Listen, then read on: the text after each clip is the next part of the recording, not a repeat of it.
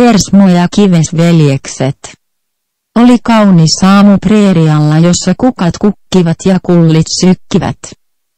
Tämä tarina kertoo eeppisen Kivesveljeskunnan taistelusta heteroutta vastaan.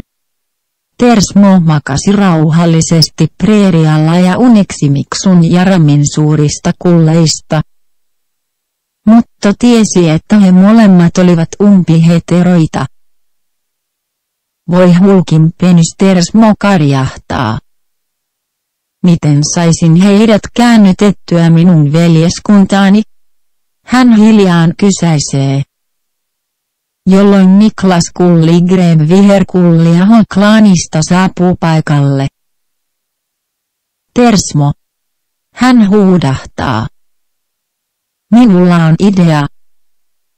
Tiedän suuren luolaston pohjoisessa Jääsperma-vuoristoilla. Sinne on suuri matka, mutta tarut kertovat suuresta voimasta luolaston sisällä. Ja että sitä vartioi suuri naispuolinen jättiläinen. Älä sinä huoli siitä jätistä, Tersmo möläytti. Ja vakuutti Niklaksen siitä, että hän olisi valmis kohtaamaan jätin.